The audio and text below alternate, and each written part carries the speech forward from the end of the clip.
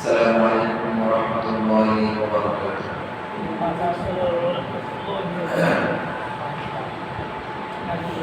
نحمده ونصلي على رسوله الكريم. أما بعد فقد قال الله تعالى في كلامه المجيد والفرقان الحميد. أعوذ بالله من الشيطان الرجيم.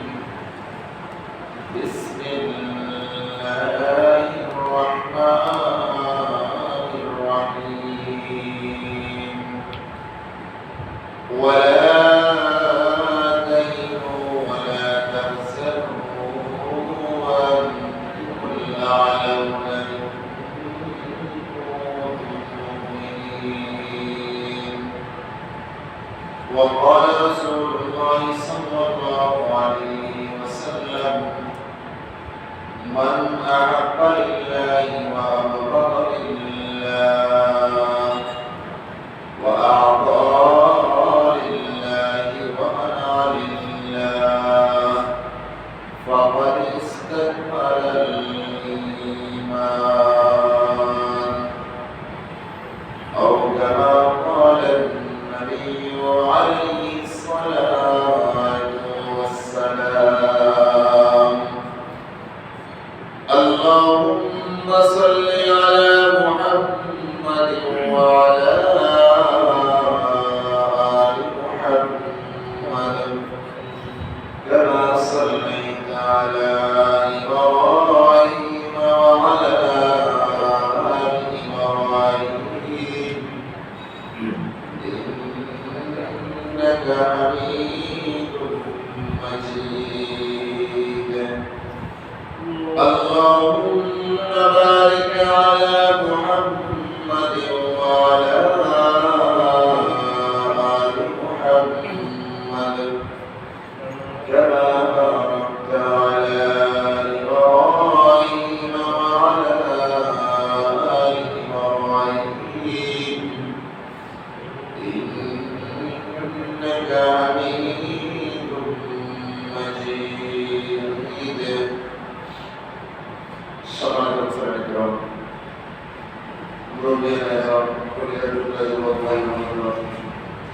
সর্বপ্রথম মহান রব্বুল আলামিনের দরবারে আলিশান শুকর আদায় করি যে মহান রব্বুল আলামিন, যে মহান মালিক আমাদেরকে দুনিয়াতে সর্বধরনের জায়গায় উপেক্ষা করিয়া বিশেষ করে ওনার কাছ থেকে পাওয়া করিয়া মহান রব্বুল আলামিনের মহান হুকুম নামাজ আদায়ের উদ্দেশ্যে দুনিয়ার সর্বশ্রেষ্ঠ জায়গা আল্লাহর ঘর মসজিদে আসবার বসবার তৌফিক দান করেছেন। এই জন্য মহান মালিকের দরবারে, মহান মুনিবের দরবারে অন্তরের গহীন থেকে জোরে সুরে ভক্তি করে সমস্যারে কারিমত শুকর আদায় করি। সকলেই বলি আলহামদুলিল্লাহ।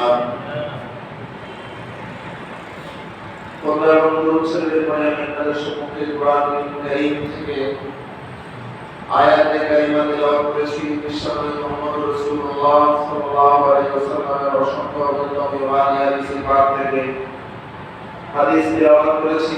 মহান রব্বুল আলামিন যদি তৌফিক দান করেন, আয়াত ও হাদিসকে সামনে রেখে সংক্ষিপ্ত সময়ে আকারে কিছু কথা বলার চেষ্টা করবো। আমার তৌফিক ইল্লা বিল্লাহ।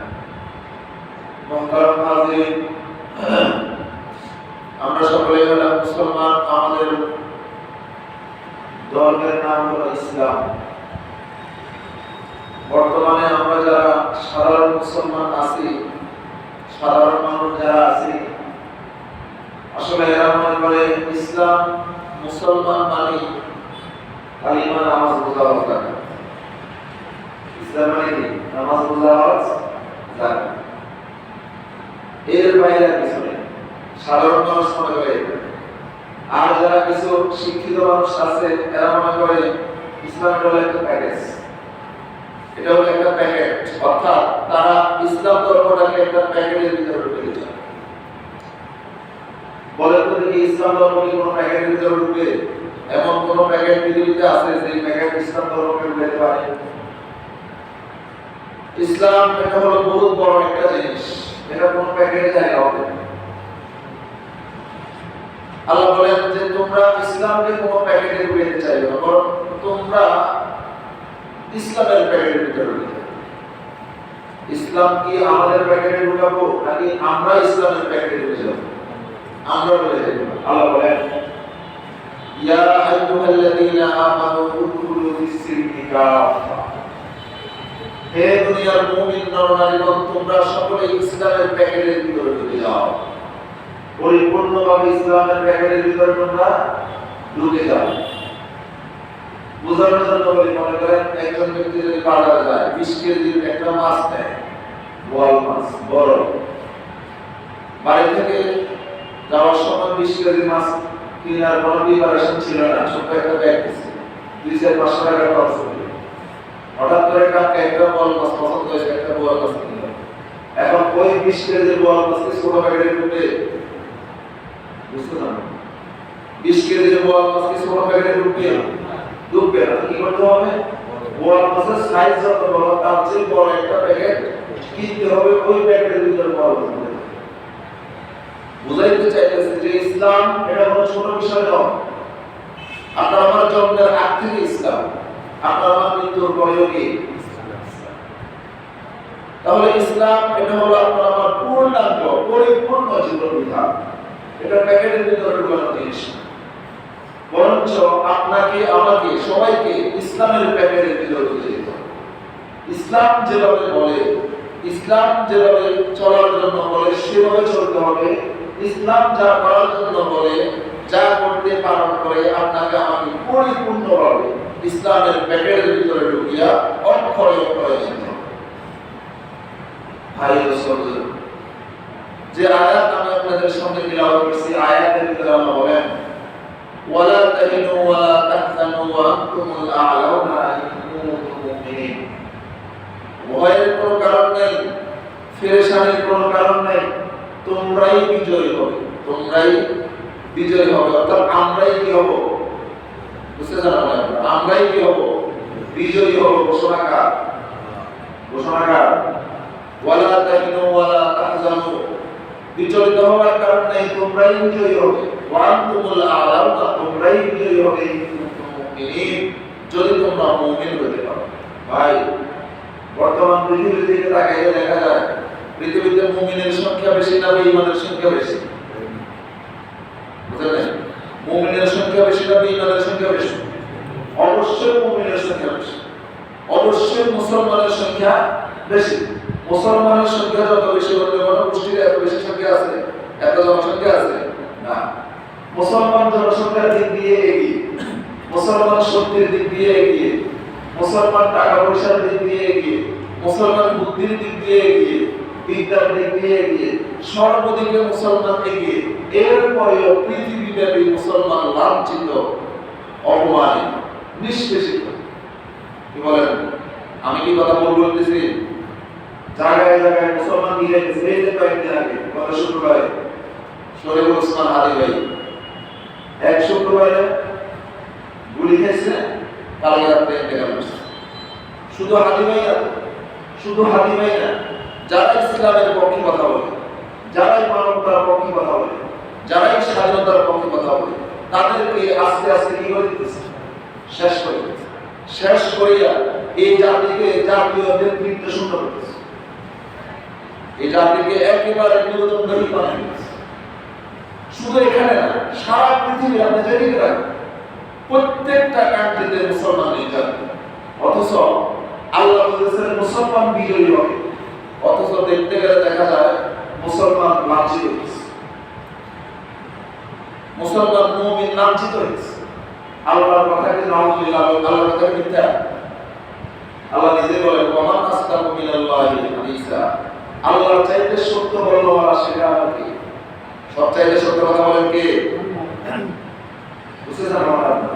আল্লাহর চাইতে সত্য বলনেওয়ালা আছে? তাহলে আল্লাহ তো মিথ্যা বলতে পারেন না। আল্লাহ বলেন যদি তোমরা ঈমানদার হও, যদি তোমরা মুমিন হও, অবশ্যই তোমরা বিজয়ী হবে। দেখতে গেলে দেখা যায় আমরা মুমিন কিন্তু বিজয়ী না, আমরা জায়গায় জায়গায় লাঞ্ছিত। ঘটনাটা কি? তাহলে বোঝা গেল আমাদের ঈমানের ভিতরে কি আছে? সমস্যা আছে।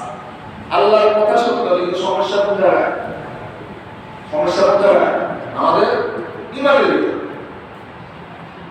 কারণ আমাদের ঈমানের ভিতরে যদি সমস্যা না থাকে, ভাই পরীক্ষার হলে হাজার হাজার স্টুডেন্ট পরীক্ষা দেয়, কিন্তু পুরস্কার কি সবাই পায়? পুরস্কার কি সবাই পায়? সব স্টুডেন্ট পুরস্কার পায় না, নাম্বার 1 স্টুডেন্টই পায় পুরস্কার। ঠিক তেমনি ভাবে সব মুমিন বিজয়ী না, নাম্বার 1 মুমিন যদি হইতে পারি তাহলে কি হবে? বিজয়ী হবে। একটু মিলাই দেখেন আসহাবে বদরিন যারা যে সমস্ত সাহাবায়ে কেরাম বদরের যুদ্ধে অংশগ্রহণ করেছে, মুসলমানদের সংখ্যা কতজন ছিল? আপনারা মনে হয় কথা বুঝছেন? বদরের যুদ্ধে মুসলমানের সংখ্যা কতজন? 313 জন। বেশি না কম? অনেক কম। অপরদিকে কাফেরের সংখ্যা কত? 1000। কত? 1000। তাও 3 ভাগের 1 ভাগে যেতে কম। কাফেরের সংখ্যা 1000, প্রত্যেকটা সৈন্য অস্ত্র শস্ত্রে সজ্জিত, মানে মজবুত। মুসলমানদের 313 জন একেবারে মানে কিচ্ছু নেই, অস্ত্রও নেই, কোনো কিচ্ছু নেই, পেটের ভিতরে খাবার নেই, কিন্তু দিলের ভিতরে ঈমান আছে কি? মজবুত। ঈমান কি? মজবুত। বলেন তো দেখি বদরের যুদ্ধে বিজয় হয়েছে কারা? বদরের যুদ্ধে কে বিজয় হয়েছে? 1000 সৈন্যের বিপরীতে 313 জন কাফেলা আল্লাহ বিজয় লাভ করেছেন। কিসের কারণে? নাম্বার 1 মুমিন হওয়ার কারণে। কি? নাম্বার 1 ঈমানদার হওয়ার কারণে।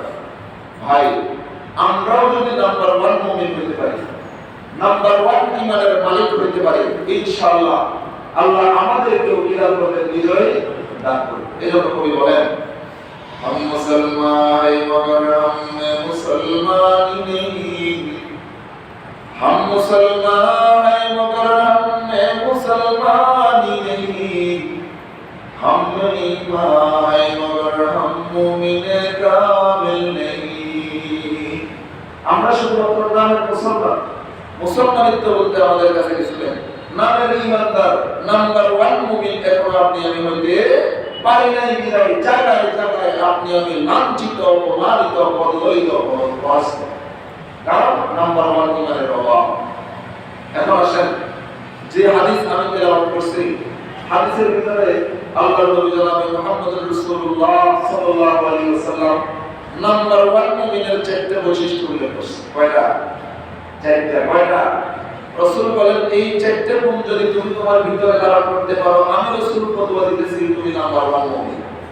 বলেন তো দেখি দুনিয়ার কোন মুফতি সাহেবের ফতোয়া যদি এক জায়গায় রাখা হয়, রাসূলের ফতোয়া যদি অপর জায়গায় রাখা হয়, কার ফতোয়া গ্রহণযোগ্য হবে? রাসূলের ফতোয়ার সামনে দুনিয়ার কোন মুফতি সাহেবের ফতোয়া চলবে? বরঞ্চ মুফতি সাহেবের ফতোয়া যদি রাসূলের ফতোয়া মাফিক হয়, ওই ফতোয়া গ্রহণ করা হবে। আর মুফতি সাহেবের ফতোয়া যদি নবীর ফতোয়ার বিরুদ্ধে যায়, মুফতির ফতোয়া মানতে যাবে? রাসূল বলেন قال النبي صلى الله عليه وسلم من أحب لله وأبغض لله وأعطى لله ومنع لله فقد استكمل الإيمان। আল্লাহ নবী বলেন ও দুনিয়ার মুসলমান ইমানদার আল্লাহর গোলাম, আমি রাসূল তোমাদেরকে 4টা গুণের কথা বলতেছি। যদি তোমরা দিলের ভিতরে এই চারটা গুণ ধারণ করতে পারো, এই চার গুণে যদি গুণিয়ে নিতে পারো, আমি রাসূল ফতোয়া দিতেছি তোমরা হবে নাম্বার 1 খাঁটি মুমিন, তোমরা হবে নাম্বার 1 মুমিন। চারটা গুণে, কয় গুণে? চারটা গুণে। এক নম্বরের গুণ হলো মান আহাব্বাল্লাহ, কারোর সাথে বন্ধুত্বপূর্ণ আচরণ করতে হবে কাকে খুশি করার জন্য, কাউকে মুহাব্বত করতে হবে কাকে খুশি করার জন্য। আপনি আমি দুনিয়ার জমিনে যত জনের সাথে মুহাব্বতের সম্পর্ক রাখি, যত জনের সাথে ভালোবাসার সম্পর্ক রাখি, যত জনকে ভালোবাসি, সব ভালোবাসা হইতে হবে কার সন্তুষ্টির জন্য। ও দুনিয়ার মুসলমান ইমানদার আল্লাহর গোলাম, আপনি আমি শালীরে ভালোবাসি কার সন্তুষ্টির জন্য, শালারে ভালোবাসি কার সন্তুষ্টির জন্য, শ্বশুর বাড়ির লোকদেরকে ভালোবাসি কার সন্তুষ্টির জন্য, মা বাবারে ভালোবাসি তাও হবে কার সন্তুষ্টির জন্য। এক কথায় আপনার আমার জন্ম থেকে নিয়ে মৃত্যু পর্যন্ত যত জনের সাথে আপনি ভালো সম্পর্ক রাখি, আপনার আমার ভালো সম্পর্ক রাখার পিছনে উদ্দেশ্য একটাই, সেটা হলো মাওলার রাজি। সেটা হলো কার রাজি? মালিকের রাজি। এখন আসেন, আপনি একটা লোকের বন্ধু বানাইছেন, একটা লোককে কি বানাইছেন? বন্ধু বানাইছেন। আপনার উদ্দেশ্য যদি এই হয় যে আমার চলতে গেলে তার একটু দরকার, আর একটা কি দরকার, আপনি একটা লোককে তাবলীগে পাঠাইছেন, আপনার ছেলেকে তাবলীগে পাঠাইছেন কেন? আপনার ছেলে পড়ালেখা শেষ, আপনি খবর পাইছেন তাবলীগের মুরব্বিদের মধ্যে কিছু মুরব্বি আছে বড় বড় অফিসার, যদি আপনার ছেলেকে পাঠাইতে পারেন আপনার ছেলের চাকরির ব্যবস্থা হয়ে যাবে। যদি আপনার নিয়ত এই হয় তাহলে আল্লাহর ভালোবাসার জন্য হয়ে গেল। এক মায়ের গর্ভের সন্তান 5 জন, 5 জনের ভিতরে এক ভাই মা বাবার খুব সেবা, মা বাবার খুব সেবা, মানে আটার মতো সারাক্ষণ মা বাবার পিছনে লেগে থাকে, অতিরিক্ত সেবা করে। তার মাতা পিতার সেবা এলাকার ভিতরে জরুরি নেশা হয়ে গেছে, সবাই উপবাদে ছেলে হবে ওর মতো, ছেলে হবে বুঝতে জানা মনে আপনার, ছেলে হয় ওর মতো, দেখ কিভাবে মায়ের সেবা করে, দেখ কিভাবে বাবার সেবা করে। কিছুদিন পরে বাবা মারা গেছে, কিছুদিন পরে মা মারা গেছে। বাবার সম্পত্তি ছিল মনে করেন 100 গানি, কয় গানি? 100 গানি। বাবা মারা যাওয়ার পরে দেখা যায় 50 গানি নাই, গায়ে 50 গানি নাই, ওই 300 দিয়া সব দাম করে নিয়ে গেছে। তাহলে বলেন তো দেখি, এই যে ছেলেটা বাবাকে মহব্বত করছে, মায়ের মহব্বত করছে, আল্লাহর সন্তুষ্টির জন্য করছে না জমিনের জন্য করছে? জমিনের জন্য করছে। মেয়ে মায়ের সেবা করে, মেয়ে মায়ের সেবা করে, খেদমত করে, মায়ের সাথে ভালো সম্পর্ক, বাবার সাথে ভালো সম্পর্ক। কিছুদিন পরে মা মারা যাওয়ার পরে দেখা যায় 50 বছর স্বপ্ন থেকে 20 বছর গায়ে নাই, 20 বছর নাই। তার মানে বোঝা গেল মেয়ে মায়ের সাথে ভালো সম্পর্ক রাখছে আল্লাহর জন্য না সন্তানের জন্য? আপনারা মনে বুঝতেছেন কার জন্য রাখছে? সন্তানের জন্য রাখছে, দুনিয়ার জন্য রাখছে।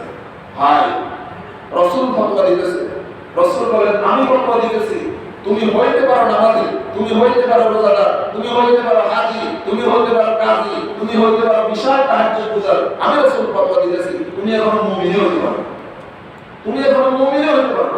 কারণ তোমার ভিতরে আল্লাহর সন্তুষ্টির জন্য যে ভালোবাসার গুণ, এই গুণটা তোমার ভিতরে নাই, এই গুণ তোমার ভিতরে নাই।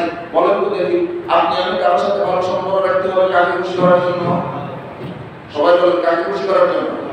আল্লাহকে খুশি রাখার জন্য। আল্লাহকে নারাজ করিয়া কারোর সাথে ভালো সম্পর্ক রাখার কোনো সুযোগ আছে? কোন সুযোগ আছে? হাদিসের ভিতরে রাসূল বলেন, قال النبي صلى الله عليه وسلم لا طاعة لمخلوق في معصية الخالق। আল্লাহর নবী বলেন, ও মুসলমান ইমানদার আল্লাহর নাম, দুনিয়ার কোন মানুষের জন্য এটা জায়েজ হবে না যে আল্লাহকে নারাজ করিয়া দুনিয়ার কোন মানুষের অনুসরণ করা, এটা দুনিয়ার কোন মানুষের জন্য জায়েজ নাই। এমন কোন কথা, এমন কোন কাজ করা যাবে না যেই কথা বা যেই কাজে দুনিয়ার মানুষ খুশি হয় কিন্তু আসমানের মালিক নারাজ হয়, এমন কোন কাজ করা যাবে না। আপনার আমার জীবনের পরকার প্রতিজ্ঞা হইতে হবে, যদি কারোর সাথে সম্পর্ক রাখি, যদি কারোর সাথে ভালো সম্পর্ক রাখি, রাখবো কাকে খুশি করার জন্য? কাকে খুশি করার জন্য? আল্লাহকে খুশি করার জন্য। মুহাব্বত করতে হবে আল্লাহর জন্য, মুহাব্বত করতে হবে আল্লাহর জন্য। 2 নম্বর রাসূল বলেন, ওয়া বাদালিল্লাহ, ইমানদার দুনিয়ার জমিনে কারোর সাথে শত্রুতা পোষণ করবে, তাও কার সন্তুষ্টির জন্য, আল্লাহর সন্তুষ্টির জন্য। প্রশ্ন করতে পারেন, হুজুর মুহাব্বত করবে আল্লাহর সন্তুষ্টির জন্য, এটা বুঝলাম। কারোর সাথে শত্রুতা পোষণ করলে, কারোর সাথে দুশমনী লাগবে, এতে কিভাবে আল্লাহ আবার খুশি হয়? কি বলেন? কারোর সাথে শত্রুতা করলে আল্লাহ কি হয়? খুশি হয়। যেমন কোরআনে কারিমের আয়াত, ইহুদি এবং খ্রিস্টান এরা হলো মুসলমানদের চিরন্তন দুশমন। ইহুদিরা মুসলমানদের বন্ধু না শত্রু? বুঝেন নাই মনে হয় আপনারা? ইহুদিরা মুসলমানদের বন্ধু না শত্রু? বেদাতীরা মুসলমানদের বন্ধু না শত্রু? গোমরাহ পথভ্রষ্ট যারা এরা মুসলমানের বন্ধু না শত্রু? শত্রু। আগে শত্রু। বরঞ্চ রাসূল বলেন, এদেরকে কোন গোমরাহ দলকে যদি কেউ সহযোগিতা করে, যদি কেউ সাপোর্ট করে, ফাকাদ আ'আনা আলা হাদামিদ দ্বীন, সেজন্য ইসলাম ধর্ম ধ্বংসের মধ্যে সহযোগিতা করছে। ইসলাম ধর্ম ধ্বংস হওয়ার ব্যাপারে সে কি করছে? সহযোগিতা করছে। ভাই ও দোস্ত বুঝলেন? এই জন্য যেখানে শত্রুতা পোষণ করলে মালিক খুশি হয়, সেখানে শত্রুতা পোষণ করতে হবে। যেখানে বন্ধুত্ব পোষণ করলে মালিক খুশি হয়, সেখানে বন্ধুত্ব পোষণ করতে হবে। অর্থাৎ আপনার আমার বন্ধুত্ব, আপনার আমার প্রেম, আপনার আমার ভালোবাসা, আপনার আমার শত্রুতা, আপনার আমার বৌদ্ধ, আপনার আমার নাফরমানি, আপনার আমার অসন্তুষ্টি, সব হবে কার সন্তুষ্টির জন্য? সব কার সন্তুষ্টির জন্য? মালিকের সন্তুষ্টির জন্য। বোঝার জন্য একটা উদাহরণ দিই। মনে করেন আপনি বাসায় ঢুকছেন, বাসায় ঢোকার পরে আপনার মা বলতেছে, আমি তোর কাছে একটা জিনিস চাইবো, তুই না করতে পারবি। বলেন তো দেখি, মায়ের আদেশ মানা সন্তানের জন্য কর্তব্য? অবশ্যই কর্তব্য না? কি আদেশ? আমার 10,000 টাকা, আমার 10,000 টাকা। এখন বলেন তো দেখি, সন্তানের কাছে যদি 10,000 টাকা থাকে, মায়ের দিতে হবে না? এখন সন্তান মায়ের সাথে কথা বলে চলে গেছে, এরপরে উজরাখানায় গেছে, কামরায় গেছে, আমদার মহলে গেছে, যাওয়ার পরে ওই বিষয়ে বলতে আমার সাথে কি কথা বলছো? ও কেন মায়ের সাথে কি কথা বলছে? তোমার কেন বলতে হবে? ও বলো কি কথা বলছে? 10,000 টাকা খবরদার, 10,000 টাকা দিবা, 10,000 টাকা দিবা। আমি সন্তান, আমার মায়ের আমি টাকা দিব, বাধা দেওয়ার তুমি বাধা দিতাম না। তুমি তোমার মায়ের 1 লাখ টাকা দিলেও আমার কোনো আপত্তি নেই, কিন্তু এই ক্ষেত্রে তুমি 10,000